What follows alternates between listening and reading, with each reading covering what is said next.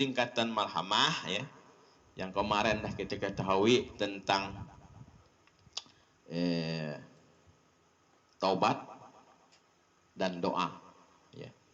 Jadi kalau kita ingin tahu kedudukan kita di makam malhamah ini, ketika kita bisa melepaskan sandaran kita, pegangan kita, tidak lagi kepada amal yang kita buat, tapi tetap kepada anugerah dan rahmat Allah. Di situ. Tapi kalau kita masih meyakini bahwa amal itulah yang bisa menyelamatkan kita, bisa mengubah segala sesuatu, ya amal ataupun doa, jadi sandaran kita, jadi pegangan kita, berarti kita belum masuk ke nafsu malhamah. Itu dari segi amal. Kalau dari segi tauhid, kita cek betul. Kalau sandaran keyakinan kita ya, masih bahwa ada selain Allah yang memberikan manfaat ataupun mudarat, berarti belum bisa masuk ke makam malhamah.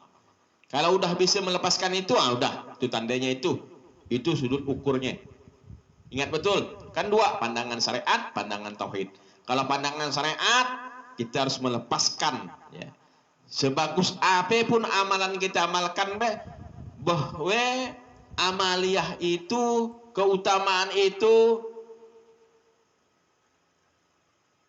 tidak boleh kita jadikan sandaran, tidak boleh dijadikan pegangan. Amal baik-baik, amal banyak-banyak, tapi amaliyah itu, keutamaannya itu dan bisa untuk kita jadikan pegangan. Yang kita pegang hanya rahmat Allah Subhanahu wa taala. Itu aman. Tapi kalau masih makan, contohnya kalau dalam dunia tauhid itu kan, masih nasi yang ngenyangkan, yang kita sandarkan itu terus. Kalau kita ibadah bukan kemampuan daripada pertolongan Allah, masih kita sandarkan kepada kemampuan kita, berarti belum didudukan Allah ke level marhamah.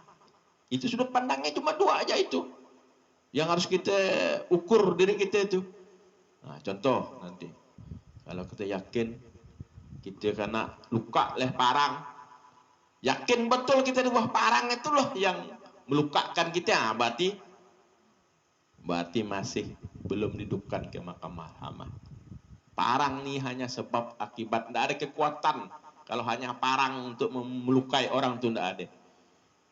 Tanpa ada kekuatan ilmu, kudrat, iradat Allah, tidak mungkin terjadi. Itu hanya sebab akibat sunnatullah. Ya, cuma kita parang pun dia kalau tidak ada syafaat, tidak akan bisa dia melukai. Berarti kuncinya yang harus kita pegang ya, bahwa segala sesuatu apapun di alam dunia ini selain dari Allah itu tidak memberikan manfaat mudarat. Kalau begitu kenapa kita harus makan? Kenapa? Itu udah perintah, kita laksanakan aja. Cuma sandaran kita jangan ke situ. Ini kalau paham di sini, dah diyakin di sini, dah bisa melepaskan rantai ini, baru bisa masuk ke makam malhamah. Ingat itu standarnya itu, standar ilmu namanya. Setelah paham di situ, barulah kita isi dengan amaliyah yang ketiga, APD, yaitu